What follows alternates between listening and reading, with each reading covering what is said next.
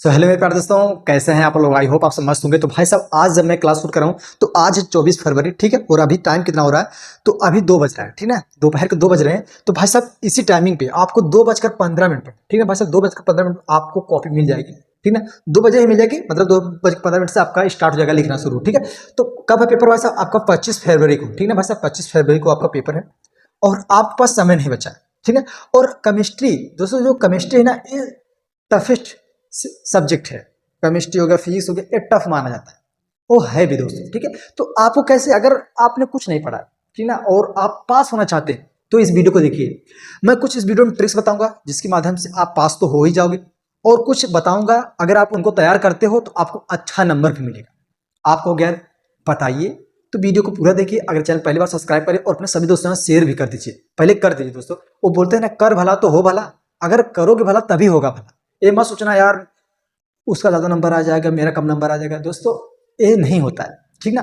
करोगे भला तभी होगा भला, बस वही बात है ना। कर्मा कहीं नहीं जाता है। तो देखिए, जो पहला क्वेश्चन है, प्रोटीन क्या है, ठीक है। इनके प्रमुख स्रोत लिखिए, प्रोटीन की प्राथमिकता संरचना लिखिए, हमारे शरीर में प्रोटीन के मुख्य कार्य भी लिखिए। तो भाई साहब, ये जो क्वेश्चन है वेरी वेरी मोस्ट इंपोर्टेंट है। ये आपकी बोर्ड एग्जाम में 4 नंबर का आएगा, ठीक है भाई साहब, 4 नंबर का आएगा।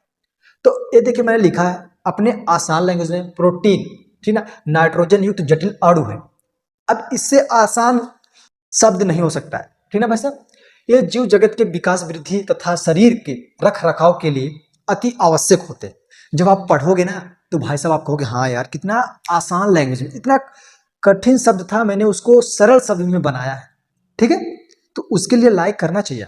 तो ये स्क्रीनशॉट लीजिए। आप देखिए, अब आपके पास समय तो नहीं बचा है, आपके पास समय नहीं बचा है, तो ये स्क्रीनशॉट लीजिए। इसको क्या करिए, 3 बार मेरी बात मान के देखिए, एक बार मान के देखिए, 3 बार इसको लिखिए। 3 बार इसको अपने कॉपी में लिखिए और 3 बार इसको थोड़ा सा पढ़िए, ठीक है। जब आप इसको 3 बार लिखेंगे, 3 बार पढ़ेंगे, तो भाई साहब आपके दिमाग में फीड हो जाएगा। जब आप बोर्ड एग्जाम में बैठ गए हो, ठीक है, आपको आगे भाई साहब प्रोटीन क्या है, इसके प्रमुख कार्य लिखिए, और ये हमारे शरीर में प्रोटीन की मुख्य भूमिका पे टिप्पणी कीजिए। तो आप बना के भी लिख दोगे, क्योंकि भाई साहब ये इतना आसान लैंग्वेज में बताया हूँ आपको ना, कि आप बना कर भी लिख दोगे इसको। समझ रहे हो मेरी बात को? हाँ, तो आप लोग इसको स्क्रीनशॉट लीजिए। हम, क्योंकि समय नहीं बचा है कि इधर हम 1 घंटा आपका बर्बाद करें। देखिए, आपको करना ही पड़ेगा सेल्फ स्टडी। हमारा काम है बताना जो मोस्ट इंपोर्टेंट है, आपके पास डिलीवर करना हमारा वो काम, ठीक है। तो क्योंकि हमारे पास समय नहीं बचा, अब चूंकि समय नहीं बचा तो अब कुछ तो करना पड़ेगा ना। तो इसकी स्क्रीनशॉट लेके भाई सब तैयार करें, ठीक है। तो चलिए, दूसरा क्वेश्चन मेरे पास है दोस्तों, यहाँ से स्टार्ट होता है। प्रोटीन क्या है, ठीक है। आपको क्या प्रोटीन वाला तो लगता है इंपॉर्टेंट है क्या? तो मेरे प्यारे दोस्तों, जो इंपॉर्टेंट है वही आपको बताया जा रहा है। यहाँ पे मजाक थोड़ी ना हो रहा है। प्रोटीन क्या है, इनको कैसे वर्गीकृत करते हैं, प्राथमिक, द्वितीयक एवं तृतीयक प्रोटीन की, ठीक ना, संरचनाएं लिखी। यहाँ देखिए, प्रोटीन का वर्गीकरण है। यहाँ देखिए, आणविक संरचना के आधार पर, जल अपघटन के उत्पाद के आधार पर, ठीक है मेरे पास। तो 1 हो गया, 2 हो गया, ठीक है। स्क्रीनशॉट लीजिए, आगे बढ़ते हैं। स्क्रीनशॉट लीजिए, आगे बढ़ते हैं भाई साहब। बहुत ही आसान शब्दों में लिखा गया। यहाँ देखिए 3 हो गया, ठीक ना। कार्य के आधार पर, मेरे प्यारे दोस्तों, एक बार मैं फिर से बोल रहा हूँ, 3 बार इसको लिखिए, कॉपी में 3 बार लिखिए, 3 बार पढ़िए। उसको बोलते हैं ना सेल्फ स्टडी, ठीक है भाई साहब। सेल्फ स्टडी बहुत ही जरूरी होती है। सेल्फ स्टडी जिस दिन आप करना शुरू कर दोगे ना भाई साहब, आपको कोई पीछे नहीं कर पाए, ठीक ना। एग्जाम में परेशान हो कि लड़का लगता है पढ़ क्या है, स्टडी विद करण से। तो इसको भी स्क्रीनशॉट लेकर तैयार करना, ठीक है। तो आपको गया, चलिए तो ठीक है, आपने 2 क्वेश्चन बताया, तो ठीक है। अब तीसरा क्वेश्चन भी प्रोटीन से आ गया भाई साहब। यहाँ देखिए, प्रोटीनों की संरचना का विस्तार से वर्णन कीजिए ना भाई साहब। सब विस्तार से वर्णन करना है इसको अपने लैंग्वेज में। देखिए, प्रोटीन की संरचना तथा आकृति का अध्ययन 4 निम्न स्तरों पर किया जाता है। मेरे प्यारे दोस्तों, इतना आसान है। देखिए, प्रोटीन की प्राथमिक संरचना किसी प्रोटीन के, अब कितना बोलो भाई साहब, बहुत ही लाजवाब शब्दों में लिखा हूं। आप इसको एक बार पढ़ेंगे ना तो भाई साहब लगेगा कि हाँ यार, कितना आसान है। फिर वही बता दिया ना, आपको 3 बार लिखना है, 3 बार पढ़ना है, फिर बोर्ड एग्जाम में बैठ के लिख के आ जाओगे, ठीक है। तो यहाँ तक इसका आंसर है। इसका भी स्क्रीनशॉट ले लीजिए और इसको भी आप लोग तैयार कर लीजिए, ठीक है। चलिए, यहाँ देखिए मेरे प्यारे दोस्तों, ये कुछ भाई साहब जो आपके सूत्र हैं, चाहे जो भी बोलिए आपको, ठीक है। आप सूत्र बोलिए चाहे जो भी इसको बोलिए, आपको यहाँ पे देखिए, डी ग्लूकोज को निम्नलिखित यौगिक के साथ अभिक्रिया से बनाए, ठीक है, उत्पाद की संरचना का नाम लिखिए, ठीक है। तो यहाँ देखिए मैंने लिख दिया है डी ग्लूकोज के हाइड्रोक्सिलिक्स से अभिक्रिया। तो यहाँ पे ए इसकी अभिक्रिया है, ठीक है, अभिक्रिया हो गया। तो अब आप देखिए, दूसरा, पहला अभिक्रिया, दूसरा अभिक्रिया, आपको यार हमको तो समझ में नहीं आया, तो समझने वाले कुछ है ही नहीं। आप इसको एक बार थोड़ा देख लो, ताकि जब बोर्ड एग्जाम में एक क्वेश्चन आए तो आप इसको ऐसे बनाकर आ जाओगे। गलत भी बनाओगे तो भी नंबर मिलेगा, नंबर। गलत भी बनाओगे तो भी नंबर मिलेगा, लेकिन आपको पता रहना चाहिए ना कि हाँ, इसको कैसे कैसे बनाना है, इसकी अभिक्रिया आपको कैसे करनी है। अब देखिए, नाइट्रिक अम्ल से करना है, ठीक है। यहाँ देखिए नाइट्रिक अम्ल से करना है, यहाँ पे नाइट्रिक अम्ल से हो गया, ठीक है।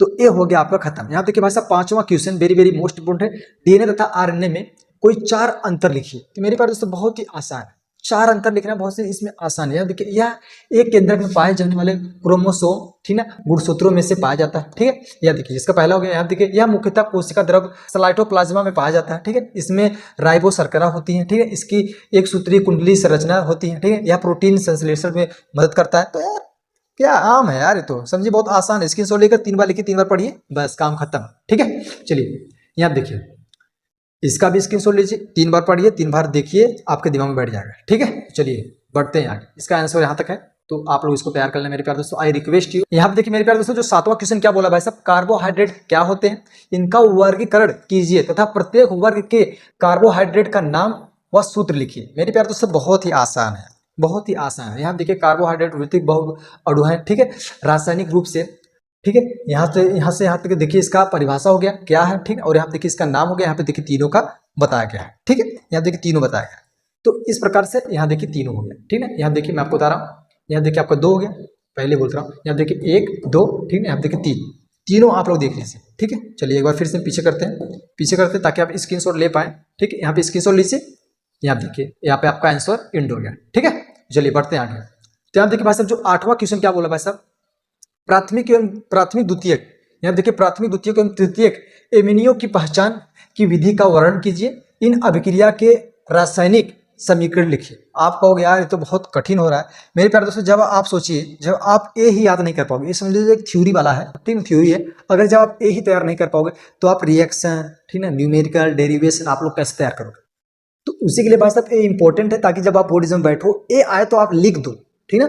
और रिएक्शन अभिक्रिया भी कर दो, ठीक है। इसमें ऐसे बताया गया ताकि आप जब बोर्ड एग्जाम बैठो तब रिएक्शन अभिक्रिया क्या होता है, जब कैसे होता है, जब ये सब डेरिवेशन न्यूमेरिकल्स आए तब आप उनको भी बनाकर लिख पाओगे, ठीक है। तो ये स्क्रीनशॉट लीजिए, तैयार कर लेना, अदरवाइज समय नहीं बचा हमारे पास। तो यहाँ देखिए 9वां भाई साहब question very very most important है, इसको भी स्क्रीनशॉट लीजिए। यहाँ देखिए इसका चित्र है, इसको भी तैयार कर लेना, ठीक है। चलिए ये देखिए यहाँ तक ये है, इस लगता है 5 नंबर में आएगा, तो आप लोग इसको तैयार कर लेना, ठीक है।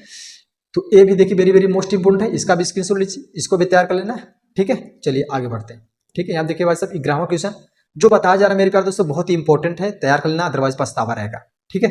चलिए निर्माण की विधि, यहाँ देखिए यहाँ तक इसका आंसर है, ठीक है। स्क्रीनशॉट लीजिए, इसको भी तैयार कर लेना, ठीक है। यहाँ तक है, 8 नंबर में पूछा जाएगा मेरे प्यारे दोस्तों। यहाँ देखिए 12वां क्वेश्चन है प्रयोगशाला में, ठीक है।